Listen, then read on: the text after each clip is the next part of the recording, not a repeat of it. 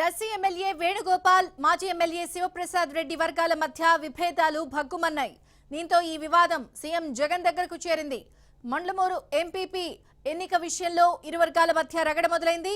CM camp office కు దర్శి నియోజకవర్గ కార్యకర్తలు భారీగా వచ్చారు.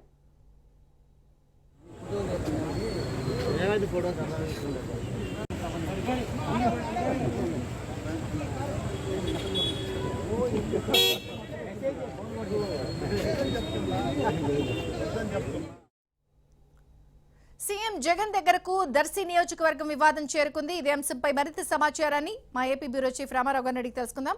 రామారావు, పూర్తి వివరాలేంటి? విజయ్ చంద్రిక ముఖ్యమంత్రి వద్దకు దర్శి పంచాయతీ చేరుకుంది. దర్శి నియోజకవర్గంలో అక్కడ ఎమ్మెల్యే మద్దిశెట్టి వేణుగోపాల్, మాజీ ఎమ్మెల్యే బూచేపల్లి శివప్రసాద్ రెడ్డి వర్గాల మధ్య విభేదాలు ఒక్కసారిగా బగ్గుమన్నాయి. ముండ్లమూరు మండల పరిషత్ ఎన్నికలకు సంబంధించి ఈ విభేదాలు పడుతున్నాయి. ప్రధానంగా మండలాధ్యక్ష పదవికి సంబంధించి ఇరు వర్గాలు కూడా తమ వర్గానికి సంబంధించిన అభ్యర్థిని ఎంపిక చేయాలి అని చెప్పి ఇరు వర్గాల మధ్య వివాదం నెలకొంది. ఈ నేపథ్యంలోనే అక్కడ ప్రకాశం జిల్లా మంత్రి బాలినేని శ్రీనివాసరెడ్డి చొరవతో ఇరు వర్గాలకు సంబంధించిన వారిని కూడా ఈ రోజు సాయంత్రం కొద్దిసేపటి క్రితం సీఎం క్యాంప్ కార్యాలయం వద్దకు తీసుకొచ్చారు. దీంతో ఇక్కడ మండలాధ్యక్ష పదవికి ఎంపిక జరుగుతుంది అని తెలుసుకొని ఇరు వర్గాలకు సంబంధించిన ముఖ్య నేతలతో పాటు వారి అనుచరులు పెద్ద ఎత్తున తాడేపల్లిలో ఉన్న సీఎం క్యాంప్ కార్యాలయం వద్ద మోహరించారు. ఈ సమయంలో పోలీసులు కూడా ఎటువంటి వివాదం తలెత్తుతుందోనని పోలీసులు కూడా జోక్యం చేసుకున్నారు. అయితే ఇంత పెద్ద ఎత్తున అనుచరులతో తలరావటంపై ముఖ్యమంత్రి వైఎస్ జగన్మోహన్ రెడ్డి ఇరువురిపై కూడా ఆగ్రహం వ్యక్తం చేసినట్టు తెలిసింది. ఇరు వర్గాలను కూడా మద్దిశెట్టి వేణుగోపాల్, మాజీ ఎమ్మెల్యే బూచేపల్లి శివప్రసాద్ రెడ్డి వర్గాల మధ్య రాజీ చేయాలి అని చెప్పి బాలినేని శ్రీనివాసరెడ్డికి సూచించారు. ఇక మండలాధ్యక్ష పదవికి అభ్యర్థి ఎవరనే అంశానికి సంబంధించి సీల్డ్ కవర్ లో తాము పంపుతామని, అప్పటి వరకు కూడా ఇరు వర్గాలు సమన్వయంగా ఉండాలి అని చెప్పి కూడా ఆదేశాలు జారీ చేశారు. ఎటువంటి అల్లర్లకు, అదేవిధంగా వర్గ విభేదాలకు పాల్పడవద్దు అని కూడా సీఎం హితబోధ చేశారు. బాలినేని శ్రీనివాసరెడ్డి సమక్షంలో ముఖ్యమంత్రి వద్ద ఇరు వర్గాలకు మధ్య సమన్వయం కుదిర్చేందుకు ప్రయత్నం చేశారు. కానీ బయట ఉన్న అనుచరులు మాత్రం ఎవరికి వారు తమ వర్గానికి ఎంపీపీ పదవి వస్తుందనే ధీమాలో ఉన్నారు. ఒకవేళ తమ వర్గానికి పదవి ఇవ్వకపోతే మాత్రం రాబోయే ఎన్నికల్లో ఎలా గెలుస్తారో చూస్తామని చెప్పి బయటనే బహిరంగంగా మాట్లాడటం కనిపించింది. పోలీసుల జోక్యంతో వివాదం సద్దుమణిగింది. ఆ తర్వాత ఇరు వర్గాలు కూడా ముఖ్యమంత్రి చెప్పిన విషయాన్ని బయటకు వచ్చి నేతలు వెల్లడించడంతో ఇరు వర్గాలు కూడా ఎవరి వాహనాల్లో వారు వెళ్లిపోయారు. దాదాపుగా గంట పాటు ఈ వ్యవహారం జరగటంతో తాడేపల్లిలో సీఎం క్యాంప్ కార్యాలయం సమీపంలో కొద్దిసేపు ఉద్రిక్త వాతావరణం నెలకొంది. Vijay Chandrika. Thank you Ramarao.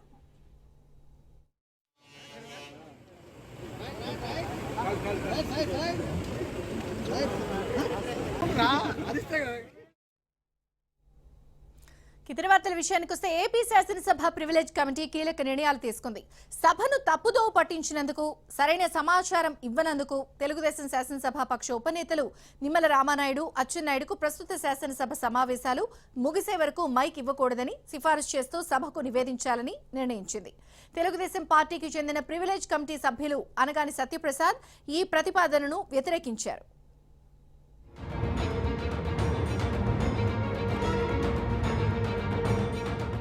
AP assembly privilege committee భేటీలో నిమ్మల రామానాయుడు, అచ్చెన్నాయుడు, కూన రవికుమార్, నిమ్మగడ్డ రమేష్ కుమార్ వివరణ లేఖపై చర్చించారు. సభను తప్పుదోవ పట్టించే విధంగా నిమ్మల రామానాయుడు, అచ్చెన్నాయుడు వ్యవహరించారని శ్రీకాంత్ రెడ్డి ఇచ్చిన ఫిర్యాదుపై సమావేశంలో చర్చకొచ్చింది. మద్యం షాపుల విషయంలో అచ్చెన్నాయుడు, వృద్ధాప్య పెన్షన్ విషయంలో నిమ్మల రామానాయుడు సభను తప్పుదోవ పట్టించారని privilege committee నిర్ధారించింది.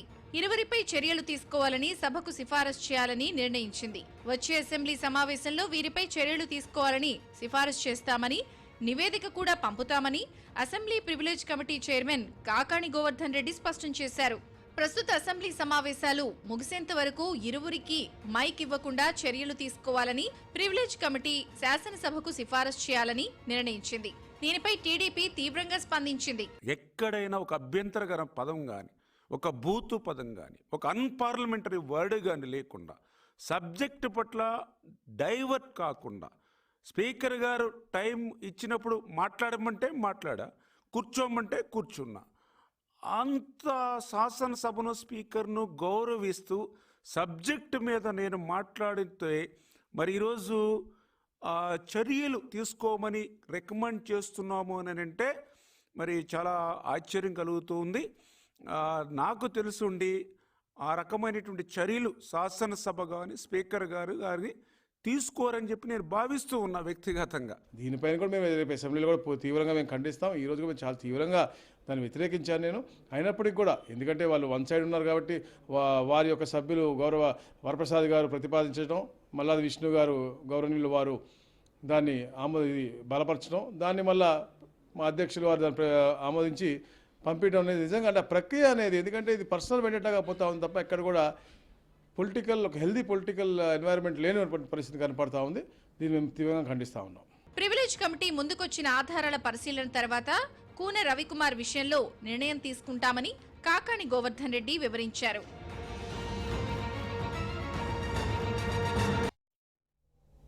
Welcome back. Andhra Pradesh ప్రభుత్వంలో అజయ్ కల్లం రెడ్డి కీలక అధికారి, ప్రభుత్వ ముఖ్య సలహాదారు. అయితే సీఎం జగన్ పాల్గొన్న కార్యక్రమంలో అజయ్ కల్లం రెడ్డికి అవమానం జరిగింది. అధికారులు అసలు ప్రోటోకాల్ పాటించలేదు. అజయ్ కల్లం రెడ్డికి జరిగిన అవమానంపై ఇప్పుడు తీవ్ర చర్చ జరుగుతోంది.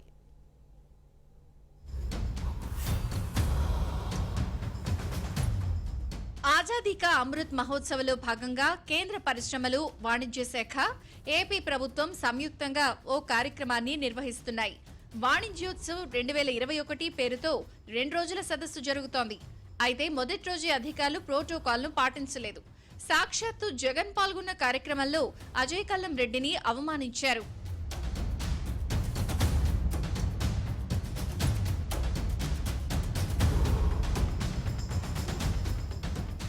వాణిజ్యోత్సవ్ కార్యక్రమాన్ని సీఎం జగన్ ప్రారంభించారు. అయితే ఈ కార్యక్రమంలో అధికారులు ప్రోటోకాల్ ఉల్లంఘించారు. అజయ్ కల్లం రెడ్డిని వెనుక వరుసలో కూర్చోబెట్టారు.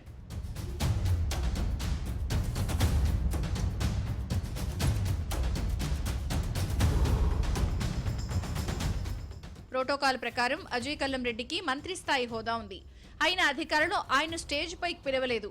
ఆ తర్వాత తప్పును సరిదిద్దుకునే యత్నం చేశారు. అజయ్ కల్లం రెడ్డిని పిలిచారు. అప్పటికే షాక్ అయిన అజయ్ కల్లం రెడ్డి ముఖ్యులకు కేటాయించిన వరుసలో ఖాళీగా ఉన్న వెనక సీటులో కూర్చున్నారు. ఈ వ్యవహారంపై ఐఏఎస్ వర్గాల్లో, ప్రభుత్వ వర్గాల్లో విస్తృతంగా చర్చ జరుగుతోంది.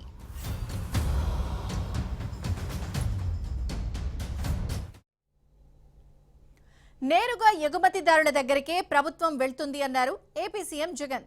ఏపీలో 2 ఏళ్లలో 19.43% వృద్ధి నమోదైందన్నారు. ఈజ్ ఆఫ్ డూయింగ్ బిజినెస్ లో ఏపీ మొదటి స్థానంలో ఉందని చెప్పారు. గతేడాది ఎగుమతుల్లో ఏపీ 4వ స్థానంలో ఉందన్నారు జగన్. వాణిజ్యోత్సవ్ కార్యక్రమంలో జగన్ ప్రసంగించారు. ఈ సందర్భంగా ఏర్పాటు చేసిన స్టాళ్లను పరిశీలించారు. Leading to an improvement in the state's contribution to exports from the 9th position that we were in 2018-19 to 7th position in 2019-20 and to the 4th position now in 2020-21. తూర్పుగోదావరి జిల్లా వైసీపీలో విభేదాలు రచ్చకెక్కాయి. ఎంపీ మార్గాని భరత్, ఎమ్మెల్యే జకంపూడి రాజా మధ్య ఆరోపణలు, ప్రత్యారోపణల పర్వం రాష్ట్ర వ్యాప్తంగా చర్చనీయాంశమైంది. ఇద్దరి పొలిటికల్ వార్ కాస్త దోపిడీ ఆరోపణల వరకు వెళ్లింది.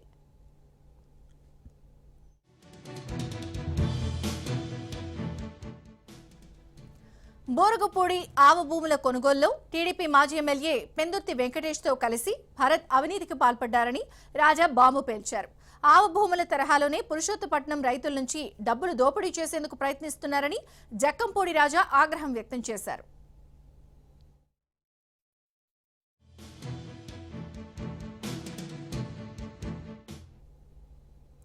అయితే రాజా ఆరోపణలకు భరత్ కౌంటర్ ఇచ్చారు. తాను నిస్వార్థంగా పనిచేస్తున్నారన్నారు. మీరు చిటికేస్తే వచ్చే వాళ్ళెవరంటూ ప్రశ్నించారు. యూనియన్ బ్యాంకు కంబాలపేటలో ఈ రైతులందరినీ కలిపి ఒకే చోట వితిన్ 1 డే, ఒకే రోజు ఈ రైతులందరితోని కలిపి అకౌంట్లు ఓపెన్ చేయించాడు. ఓపెన్ చేయించి ఈ రైతులందరి దగ్గర నుంచి బ్లాంక్ చెక్కులు కావాలని చెప్పని అడిగాడు. ఇతను అందులో ఆ రైతుల్లోనే ఉన్నటువంటి ఇంకొక పెద్ద మనిషి బొమ్మిరెడ్డి సత్యనారాయణ అని చెప్పి ఇంకొక అతను, ఈ ఇద్దరు కలిసి ఈ డ్రామా ఆర్టిస్ట్ ఇద్దరూ కలిపి మా పార్టీలోనే ఒక ప్రజాప్రతినిధితో కలిసి ఒక లేనిపోని రైతులకు ఒక ఆశను పెట్టి ఈ దీపక్ మాస్టారు, ఈ బొమ్మిరెడ్డి సత్యనారాయణ, ఈ షోకాళ్ళు మా ప్రతినిధి ముగ్గురు కలిసి రైతులతో ఒకే రోజు సింగిల్ డే ఈ కంబాలపేట యూనియన్ బ్యాంకులో మీకు అన్ని కావాల్సిన అకౌంట్ నెంబర్లు అవి కూడా ఇస్తాను. ఎక్కడో సీతానగరంలో, ఎక్కడో పురుషోత్తపట్నం దగ్గర రాజమండ్రి నుంచి 50 కిలోమీటర్ల అవతల ఉన్న గ్రామాల్లో రైతులను తీసుకొచ్చి ఇక్కడ అకౌంట్లు ఓపెన్ చేయించి వాళ్ళ దగ్గర చెక్కుల మీద, బ్లాంక్ చెక్కుల మీద సంతకాలు పెట్టించుకొని తీసుకోవాల్సిన అవసరం ఏముంది? దాదాపుగా 25 కోట్ల రూపాయలు స్కామ్ చేసేటటువంటి ఒక ప్రయత్నం జరిగింది. ఏదో ఒక చిటికేస్తే 1000 మంది అంట, 2 చిటికలేస్తే 1,00,000 మంది అంట, 1,00,000 మంది అంట. ఏదో సినిమాలో ఈ భాష ఒక్కసారి చెప్తే 100 సార్లు చెప్పినట్టు.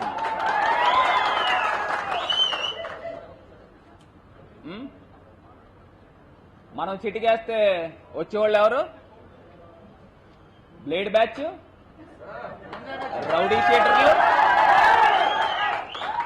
చైన్ స్నాచింగ్, గంజాయి అమ్మేవాళ్ళు, వీళ్ళు కాకుండా ఎవరైనా వస్తారా? అందు గురించి మనం మాట్లాడే ముందు మనం ఏదైనా నీతులు చెప్పేటప్పుడు మనం ఏంది, మన కథ ఏంది తెలుసుకోవాల్సిన అవసరం ఉంది. ఏదో పురుషోత్తపట్నంకి సంబంధించి మరేవో చెక్కులంట తీసుకున్నానంట, పోనీ అదేదో ఉంటే బయట పెట్టచ్చు కదా, చూపించచ్చు కదా, కొన్ని నేనైనా తెలుసుకుంటాను. చెక్కులంట ఏదో నిందలు వేయాలి అని అంటే ఇంక వేసుకుంటూ పోతా ఉంటే ప్రజలు వెంట కూర్చుంటారా? నేను ఎలా కష్టపడుతున్నాను, నేను ఏం పని చేస్తున్నాను, నేను ఎంత నిస్వార్థంగా చేస్తున్నాను, ఇవన్నీ కూడా నేను చేస్తున్నా. Welcome back. కేటీఆర్ రేవంత్ మధ్య మొదలైన మాటల యుద్ధంతో రాజకీయాలు హీటెక్కాయి. రేవంత్ రెడ్డి ఇంటిపై టీఆర్ఎస్ కార్యకర్తలు దాడి చేశారు. మరోవైపు పరువు నష్టం దావా కేసులో కేటీఆర్ వేసిన పిటిషన్ను సిటీ సివిల్ కోర్టు విచారించింది. డ్రగ్స్ ఈడీ కేసుల్లో కేటీఆర్ పై ఎలాంటి వ్యాఖ్యలు చేయకూడదని ఆదేశించింది.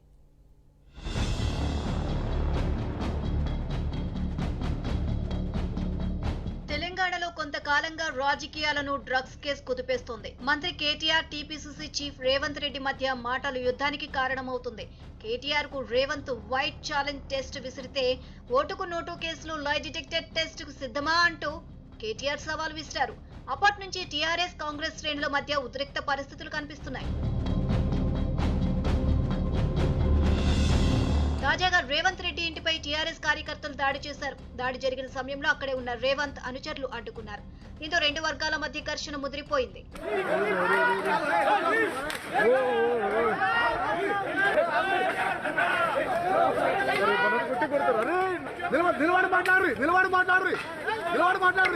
టీఆర్ఎస్ కాంగ్రెస్ వర్గాల మధ్య గొడవతో రేవంత్ ఇంటి దగ్గర ఉద్రిక్త పరిస్థితి కనిపించింది. అయితే ఘర్షణ తీవ్రం కావడంతో పోలీసులు రంగంలోకి దిగారు. పరిస్థితిని చక్కదిద్దారు. టీఆర్ఎస్ కాంగ్రెస్ నేతల మధ్య మాటల తూటాలు మాత్రం పేలుతూనే ఉన్నాయి. జైల్లో క్రిమినల్స్ తో, దొంగలతో, లంగలతో, మాఫియాలతో, డ్రగ్గిస్టులతో అక్కడ భోజనం చేసి 3-4 ఏళ్ళు ఉన్నోడివి నువ్వు మా మంత్రివర్యుల కాలి కోటికి వనికొస్తావా? నీతో మా ఊరు ఛాలెంజ్ విసురుతారా? ఛాలెంజ్ విసిరాలంటే కూడా ఒక రేంజ్ కావాలి మిస్టర్ రేవంత్ రెడ్డి అని చెప్పి సందర్భంగా తెలియజేస్తున్నాం. మరోవైపు రేవంత్ రెడ్డిపై మంత్రి కేటీఆర్ వేసిన పరువు నష్టం దావాపై సిటీ సివిల్ కోర్టులో విచారణ జరిగింది. డ్రగ్స్ ఈడీ కేసుల్లో కేటీఆర్ పై ఎలాంటి వ్యాఖ్యలు చేయకూడదని కోర్టు ఇంజెక్షన్ ఆర్డర్ ఇచ్చింది. తదుపరి విచారణను అక్టోబర్ 20కి వాయిదా వేస్తుంది.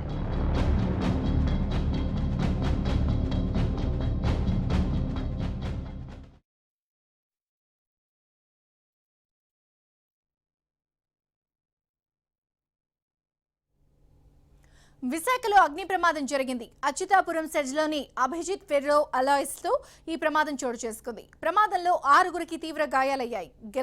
గ్యాస్ క్లీనింగ్ ప్లాంట్ నుంచి గ్యాస్ లీక్ అయి ప్రమాదం సంభవించింది. 6గురికి గాయాలయ్యాయి. గాయపడ్డ వారిని ఆసుపత్రికి తరలించారు. ఒకరి పరిస్థితి విషమంగా కూడా ఉంది. అయితే ఈ ప్రమాదం మధ్యాహ్నం 4 గంటలకే జరిగింది. కానీ యాజమాన్యం బయటకు తెలియకుండా జాగ్రత్త పడ్డట్టు తెలుస్తోంది.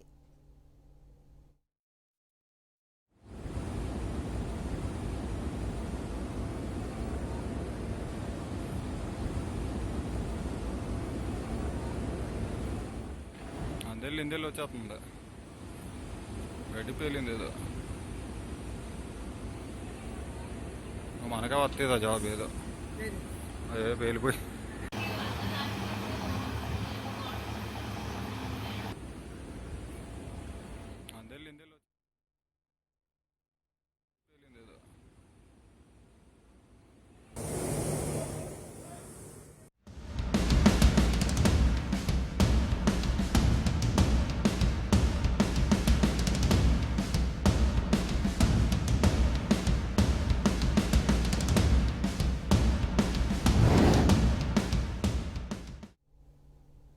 దేశంలో మరో భారీ డ్రగ్స్ ర్యాకెట్ గుట్టు రట్టయింది. ఒకటి కాదు, రెండు కాదు, ఏకంగా 3,000 కిలోల హెరాయిన్ పట్టుబడింది. దాని విలువ సుమారు 9,000 కోట్ల రూపాయల వరకు ఉంటుంది. అయితే ఏపీతో లింకులుండడం ఇప్పుడు రాష్ట్రంలో ప్రకంపనలు సృష్టిస్తోంది.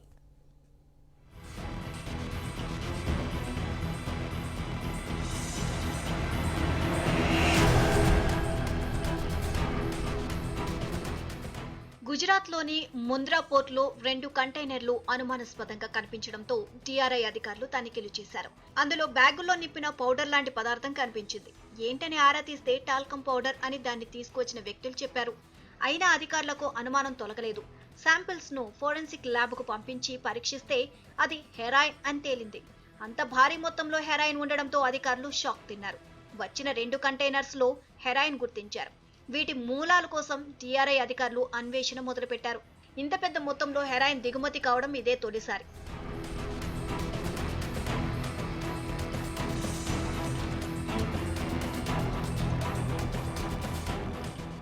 ఒక కంటైనర్ లో 1999.579 కిలోల హెరాయిన్ ఉండగా 2 కంటైనర్లో 988.64 కేజీలు పట్టుబడింది. మొత్తంగా 2,988.219 కేజీల హెరాయిన్ ను సీజ్ చేసి 3 వ్యక్తులను డిఆర్ఐ అధికారులు అరెస్ట్ చేశారు. ఆఫ్ఘనిస్తాన్ నుంచి టాల్కమ్ పౌడర్ ముసుగులో హెరాయిన్ వచ్చినట్లు అధికారులు తెలియజేశారు. వారు చెప్పిన వివరాల ప్రకారం ఆఫ్ఘన్లోని కాందహార్ కేంద్రంగా పనిచేసే హసన్ హుస్సేన్ లిమిటెడ్ సంస్థ నుంచి డ్రగ్స్ కన్సైన్మెంట్స్ ఇరాక్లోని బందర్ అబ్బాస్ పోర్టుకు చేరుకున్నాయి. అక్కడి నుంచి కంటైనర్లలో ముంద్రా పోర్టుకు తరలించారు. ముంద్రా నుంచి దేశంలోని వివిధ ప్రాంతాలకు తరలించేందుకు ఏర్పాట్లు చేస్తున్న క్రమంలోనే కేటుగాళ్లు అడ్డంగా దొరికిపోయారు. ఆ డ్రగ్స్ కన్సైన్మెంట్స్ విజయవాడలో ఉన్న ఆషి ట్రేడింగ్ సంస్థకు వెళ్తున్నట్లుగా అధికారులు వెల్లడించారు.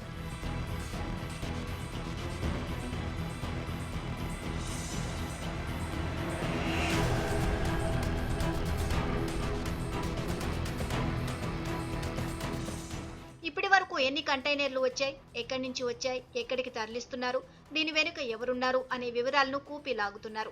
ఈ కేసుకు సంబంధించి అహ్మదాబాద్, ఢిల్లీ, చెన్నై, గుజరాత్లోని గాంధీధామ్, మాంద్వీలో అధికారులు సోదాలు చేస్తున్నారు. డైరెక్టరేట్ ఆఫ్ రెవెన్యూ ఇంటెలిజెన్స్ అధికారులు విజయవాడలో ఆషి ట్రేడింగ్ కంపెనీ కార్యకలాపాలపై ప్రత్యేక దృష్టి సారించారు.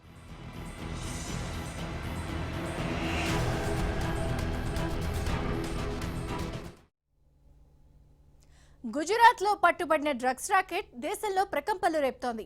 ఆఫ్ఘనిస్తాన్ నుంచి వచ్చినట్టు గుర్తించిన కంటైనర్లో లభించిన డ్రగ్స్ విలువ తెలిసి అధికారులు అవాక్కవుతున్నారు. తాలిబన్లతో పాక్ చేతులు కలిపి కుట్రలకు పాల్పడుతున్నట్టుగా అధికారులు అనుమానిస్తున్నారు.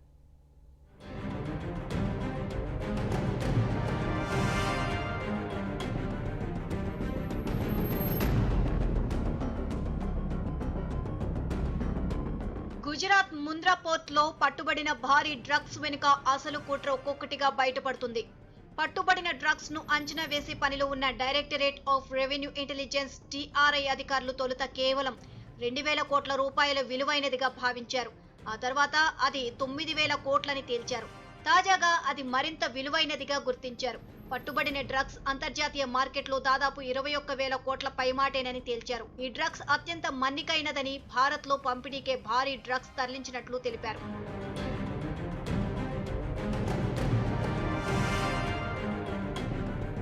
ఆంధ్రప్రదేశ్లోని విజయవాడకు చెందిన ఆసి ట్రేడింగ్ కంపెనీ ఆఫ్ఘనిస్తాన్ కంపెనీ నుంచి టాల్కమ్ పౌడర్ దిగుమతి చేసుకున్నట్లు పేర్కొన్న కన్సైన్మెంట్ లోనే ఈ డ్రగ్స్ బయటపడింది. టాల్కమ్ పౌడర్ పేరిట ఈ డ్రగ్స్ ను మన దేశానికి దిగుమతి చేసుకున్నట్లు తేలింది. పైకి చూస్తే టాల్కమ్ పౌడర్ లాగే ఉన్నప్పటికీ దాన్ని పరీక్షిస్తే హెరాయిన్ అని అధికారులు గుర్తించారు. విజయవాడకు చెందిన ట్రేడింగ్ సంస్థ ఆ కన్సైన్మెంట్ ను టాల్కమ్ పౌడర్ గానే పేర్కొంది. ఎగుమతి చేస్తున్న కంపెనీ మాత్రం ఆఫ్ఘనిస్తాన్ కు చెందిన హసన్ హుస్సేన్ లిమిటెడ్ గా తెలుస్తోంది. అది ఆఫ్ఘనిస్తాన్ లోని కాందహార్ లో ఉన్నట్లు సమాచారం.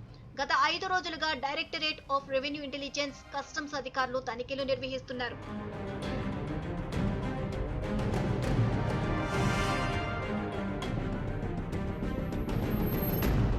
ఆఫ్ఘనిస్తాన్ లో అధికారాన్ని చేజిక్కించుకున్న తాలిబాన్లకు ప్రధాన ఆదాయ వనరుగా ఓపీఎం, ఇతర డ్రగ్స్ ఉన్నాయి. ప్రస్తుతం తాలిబాన్లకు నిధులు అత్యవసరం. పాకిస్తాన్ ఐఎస్ఐ సహాయంతో ఇంత పెద్ద ఎత్తున డ్రగ్స్ ను సప్లై చేసినట్లుగా భారత ఇంటెలిజెన్స్ అధికారులు భావిస్తున్నారు. గతంలో ఘనీ ప్రభుత్వం మాదక ద్రవ్యాలను నిషేధించింది. తాలిబాన్ల పాలన షురు అవడంతో అది తిరిగి ప్రారంభమైనట్లు భావిస్తున్నారు.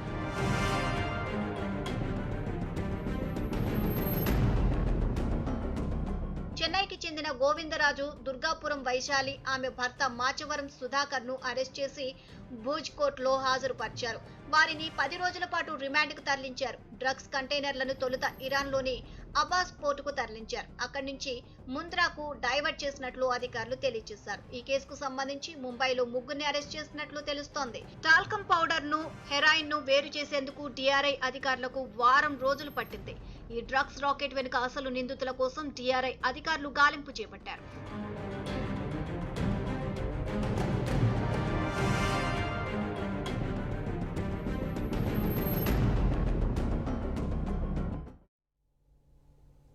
గుజరాత్లో పట్టుబడ్డ ఆఫ్ఘనిస్తాన్ హెరాయిన్ కు ద్వారపూడితో లింకులుండటం కలకల రేపుతోంది. జిల్లా నిఘా వర్గాలు ఒక్కసారిగా అప్రమత్తమయ్యాయి. మాదక ద్రవ్యాల రవాణాపై కూపీలాగుతున్నాయి. అసలు ఇప్పటి వరకు ఎన్ని కంటైనర్లు వచ్చాయి? దీని వెనుకున్న బాస్ ఎవరు?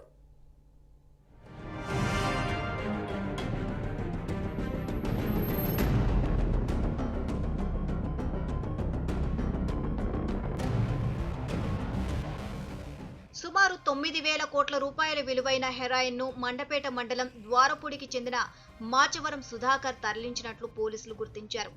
ఆఫ్ఘనిస్తాన్ నుంచి విజయవాడకు అక్రమంగా రవాణా అవుతోంది. ఆషీ ట్రేడింగ్ కంపెనీకి వస్తున్న ఈ మాదక ద్రవ్యాన్ని ఢిల్లీకి చేర్చాలనుకున్నారు. నిఘా, దర్యాప్తు సంస్థల దృష్టిలో పడకుండా ఉండేందుకు విజయవాడ సత్యనారాయణపురం చిరునామాతో కంపెనీని సుధాకర్ ప్రారంభించారు. దాన్ని చీకటి కార్యకలాపాలకు వినియోగించినట్లు దర్యాప్తు సంస్థలు నిర్ధారణకొచ్చాయి. తన భార్య పేరిట ఆషీ ట్రేడింగ్ కంపెనీని రిజిస్టర్ చేయించి దాన్ని మాదక ద్రవ్యాల సరఫరా ముఠాలకు అందించాడని పోలీసులు చెబుతున్నారు. ద్వారపూడి గ్రామానికి చెందిన మాచవరం సుధాకర్ ఇందులో పాత్రధారి కావడంతో ఇప్పుడు ఈ అంశం జిల్లాలో సంచలనంగా మారింది. ఆఫ్ఘనిస్తాన్ నుండి దేశంలోకి రావటం, దేశంలో నుంచి మన విజయవాడకు రావటం, 9,000 కోట్ల విలువైన హెరాయిన్ పట్టుకోవడం జరిగింది. మరి కథనాల ప్రకారం మనం చూస్తే ఇప్పటి వరకు గత సంవత్సరం కానివ్వండి, 2 సంవత్సరాలు కానివ్వండి, టాల్కమ్ పౌడర్ పేరుతో 22 కంటైనర్లు మన దగ్గరకు వచ్చినట్టు, దాదాపు దాని విలువ 72,000 కోట్లు. అంటే ఇది ఎంత పెద్ద విషయమో మనం ఆలోచించాల్సిన అవసరం ఉంది. కాబట్టి దీని వెనుక ఉన్న బిగ్ బాస్ ఎవరు అని చెప్పి మేము ప్రశ్నిస్తా ఉన్నాం. ఈ ఏడాది జూన్లో కూడా ఈ కంపెనీ పేరుతో టాల్కమ్ పౌడర్ ముసుగులో దాదాపు 25 టన్నుల హెరాయిన్ ఆఫ్ఘనిస్తాన్ నుంచి దిగుమతై కాకినాడ పోర్టు ద్వారా ఢిల్లీతో సహా దేశంలోని ఇతర ప్రాంతాలకు తరలిపోయినట్లు నిఘా వర్గాలు గుర్తించాయి. ఈ నెల 15న గుజరాత్లోని ముంద్రాలో హెరాయిన్ పట్టుబడిన వెంటనే డిఆర్ఐ అధికారులు సత్యనారాయణపురంలోని సుధాకర్ అత్తవారింట్లో సోదాలు జరిపారు. 5 రోజుల కిందట సుధాకర్, అతని భార్య వైశాలిని అదుపులోకి తీసుకుని వివిధ అంశాలపై ప్రశ్నించారు. వారిచ్చిన సమాచారం ఆధారంగా అహ్మదాబాద్, ఢిల్లీ, చెన్నై నగరాల్లో సోదాలు నిర్వహించారు. భార్యాభర్తలిద్దరితో పాటు మరికొందరిని అరెస్ట్ చేశారు. విజయవాడ నగర పోలీస్ కమిషనర్ గారు పట్టుబడ్డ మత్తు మందులకు విజయవాడకు ఎట్టి సంబంధము లేదు. అది ఆఫ్ఘనిస్తాన్ నుంచి ఢిల్లీకి చేరవేసేందుకు ఈ ఏర్పాట్లన్నీ చేసుకున్నారని చెప్పని ఎంత విడమర్చి చెప్పినా, చిలక్కు చెప్పినట్టు చెప్పినా వీళ్ళ విషపు బుర్రలకు మాత్రం ఎక్కే పరిస్థితి లేదు. పరాయి రాష్ట్రాల్లో జరిగిన నేర ఘటనలకు ఆ రాష్ట్రాన్ని అక్కడ ఉన్నటువంటి రాజకీయ పార్టీలు అంటగట్టడం ఇంతవరకు మనం ఎక్కడన్నా చూసామా? ద్వారపూడికి చెందిన మాచవరం సుధాకర్ కొన్నాళ్లు విశాఖపట్నంలో ఉద్యోగం చేశారు. తర్వాత చెన్నైకు వెళ్లి 8 ఏళ్లుగా అక్కడే ఉన్నారు. తదితర కార్యకలాపాలు నిర్వహించే ఓ ప్రఖ్యాత సంస్థలో మేనేజర్ గా పనిచేశారు. పోర్టుల్లో ఎగుమతి, దిగుమతులు, కస్టమ్స్ అనుమతులతో పాటు అక్కడ సాగే అక్రమ వ్యవహారాలపైన పట్టు సాధించారు. ఈ క్రమంలో మాదక ద్రవ్యాల ముఠాలతో పరిచయం ఏర్పడిందని, వారి సూచన మేరకే సుధాకర్ ఆషీ ట్రేడింగ్ కంపెనీని ప్రారంభించినట్లు దర్యాప్తు సంస్థలు అనుమానిస్తున్నాయి.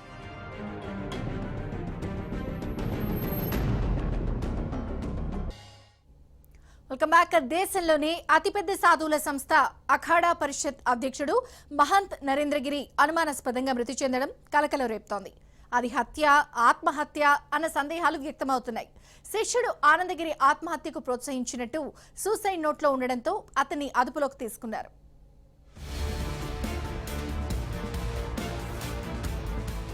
అఖిల భారతీయ అఖాడా పరిషత్ అధ్యక్షుడు మహంత్ నరేంద్రగిరి సోమవారం అనుమానాస్పద రీతిలో మృతి చెందారు.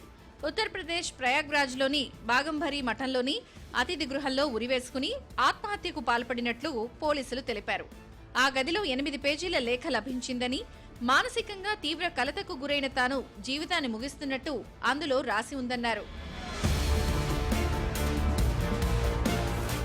ఆత్మహత్యగా కేసు నమోదు చేసుకున్న పోలీసులు శవ పరీక్ష, ఫోరెన్సిక్ నివేదిక వచ్చిన తర్వాతే స్పష్టత వస్తుందని ఐజీపీ కేపీ సింగ్ తెలిపారు. ఆశ్రమంలోని వ్యక్తులను పోలీసులు విచారించారు. ఫోరెన్సిక్ బృందంతో పాటు ఒక ప్రత్యేక బృందం ఘటనాస్థలికి చేరుకుని విచారణ ప్రారంభించింది. మహంత్ నరేంద్ర ఆకస్మిక మృతి పట్ల ప్రధాని నరేంద్ర మోదీ, యూపీ సీఎం ఆదిత్యనాథ్, పలు రాజకీయ పార్టీల నేతలు తీవ్ర విచారం వ్యక్తం చేశారు.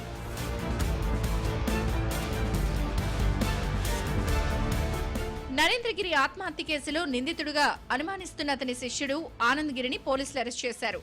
అఖాడా పరిషత్ చీఫ్ తన శిష్యులలో ఒకరైన ఆనంద్ గిరిని అతని మరణానికి బాధ్యుడిగా సూసైడ్ నోట్లో పేర్కొన్నాడు. మహంత్ ఆత్మహత్యకు ప్రేరేపించాడనే ఆరోపణలతో ఆనంద్ గిరిని ఉత్తరాఖండ్ పోలీసులు అరెస్ట్ చేశారు. మహంత్ ఆత్మహత్యపై వివిధ సాధు సంఘాల నేతలు అనేక అనుమానాలు వ్యక్తం చేస్తున్నారు.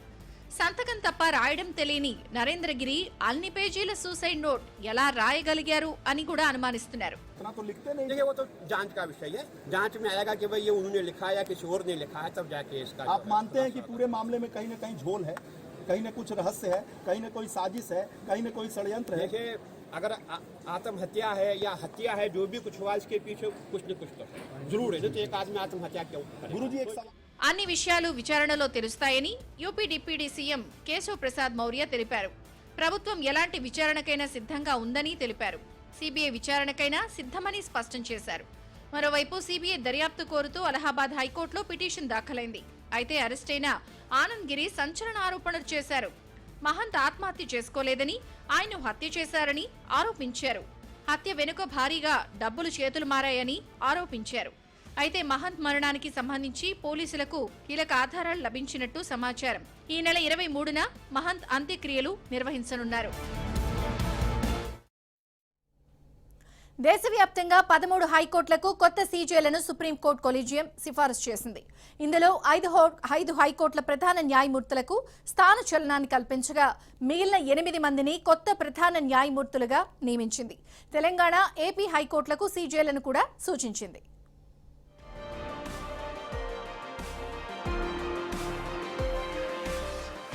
దేశవ్యాప్తంగా 8 హైకోర్టులకు కొత్త ప్రధాన న్యాయమూర్తులను, మరో 5 హైకోర్టుల ప్రధాన న్యాయమూర్తులను బదిలీ చేసింది. ఈ 13 హైకోర్టులో ఏపీ, తెలంగాణ కూడా ఉన్నాయి. ఏపీ హైకోర్టు ప్రధాన న్యాయమూర్తిగా జస్టిస్ ప్రఫుల్ల కుమార్ మిశ్రాను నియమించింది. ఇదివరకు న్యాయమూర్తిగా పనిచేసిన ఆయన్ను చీఫ్ జస్టిస్ గా పదోన్నతి కల్పించింది. ఇటు తెలంగాణ హైకోర్టుకు జస్టిస్ సతీష్ చంద్ర శర్మ ప్రధాన న్యాయమూర్తిగా నియమితులయ్యారు.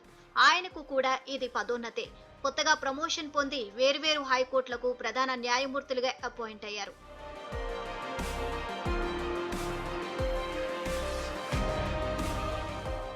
Justice Rajesh Bindal Allahabad, justice Prakash Shrivastava Kolkata, justice Ritu Raj Awasthi Karnataka, justice Arvind Kumar Gujarat, justice Ravi Vijay Kumar Malimath Meghalaya హైకోర్టులకు సీజేలుగా నియమితులయ్యారు. వీరంతా కొత్తగా చీఫ్ జస్టిస్ గా పదోన్నతి పొందారు. మరో 5 రాష్ట్రాల హైకోర్టు ప్రధాన న్యాయమూర్తులను సుప్రీంకోర్టు కొలీజియం బదిలీ చేసింది. జస్టిస్ అఖిల్ ఖురేషిని త్రిపుర నుంచి రాజస్థాన్ కు, జస్టిస్ ఇంద్రజిత్ మహంతిని రాజస్థాన్ నుంచి త్రిపురకు బదిలీ చేసింది.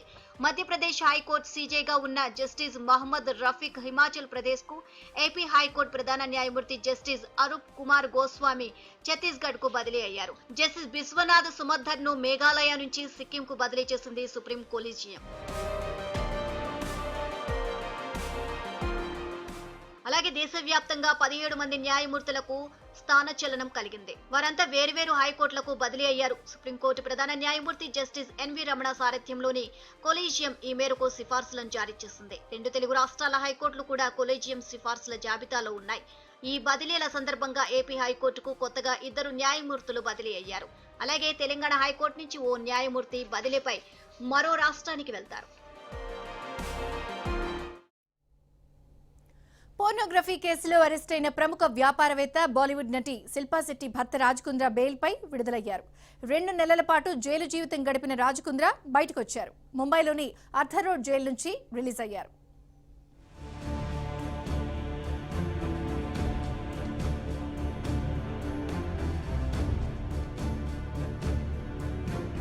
అశ్లీల చిత్రాల కేసులో అరెస్ట్ అయిన రాజ్ కుంద్రాకు బెయిల్ లభించింది. 50,000 రూపాయల పూచీకత్తుతో ముంబై కోర్టు రాజ్ కుంద్రాతో పాటు అతడి అసోసియేట్ రియాన్ థోర్పుకు బెయిల్ మంజూరు చేసింది. దాదాపు 2 నెలలు రాజ్ కుంద్రా జైలు జీవితం గడిపిన తర్వాత బెయిల్పై విడుదలయ్యారు.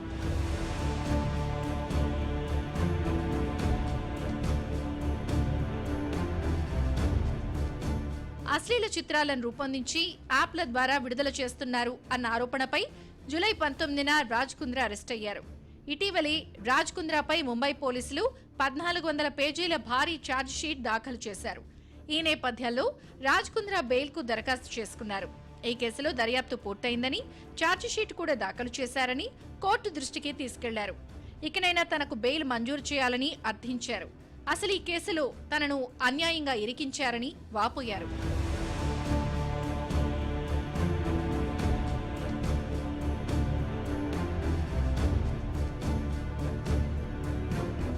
అయితే ఈ కేసులో కీలక నిందితుడు రాజ్ కుంద్రానే అని, మరికొందరు వ్యక్తులతో కలిసి యువతులను మభ్యపెట్టి అశ్లీల చిత్రాల రొంపిలోకి దించేవారని పోలీసులు ఛార్జ్ షీట్లో పేర్కొన్నారు. సినీ ఇండస్ట్రీలో అవకాశాలు దొరక్క ఇబ్బందులు పడేవారని గుర్తించి అశ్లీల చిత్రాల వైపు మళ్లించేవారని ఆరోపించారు. అయితే ఈ కేసుకు సంబంధించి పోలీసులు దాఖలు చేసిన అనుబంధ అభియోగ పత్రంలో కుంద్రాకు వ్యతిరేకంగా ఒక్క సాక్ష్యమూ లేదని ఇటీవల సమర్పించిన బెయిల్ దరఖాస్తులో రాజ్ కుంద్రా పేర్కొన్నారు.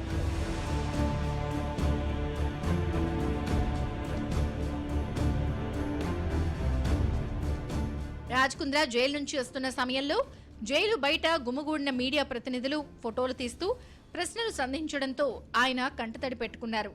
రాజ్ కుంద్రా బయటకు వచ్చిన విషయాన్ని శిల్పా శెట్టి సోషల్ మీడియాలో పోస్ట్ చేస్తూ పడిలేచిన కెరటం అని caption తగిలించింది.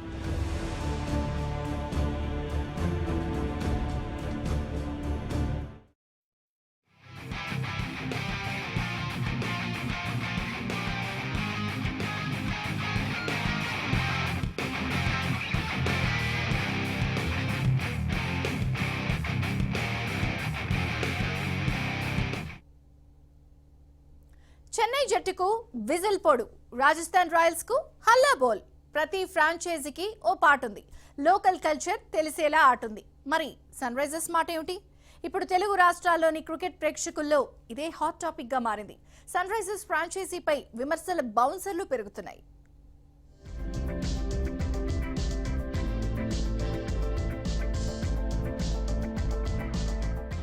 Sun Risers Hyderabad Telugu రాష్ట్రాల్లో ఈ జట్టు తమది అనుకునే అభిమానులు ఎందరో ఉన్నారు. అయితే టీం మేనేజ్మెంట్ మాత్రం లోకల్ కల్చర్ ని పట్టించుకున్నట్టుగా కనిపించడం లేదు. మిగతా ఫ్రాంచైజీలు తాము ప్రాతినిధ్యం వహిస్తున్న రాష్ట్రాల భాష, కల్చర్ ని ఓన్ చేసుకున్నాయి. సన్ రైజర్స్ హైదరాబాద్ మాత్రం తెలుగు భాషకు ప్రాధాన్యత ఇవ్వడం లేదని అభిమానులు ఫైర్ అవుతున్నారు.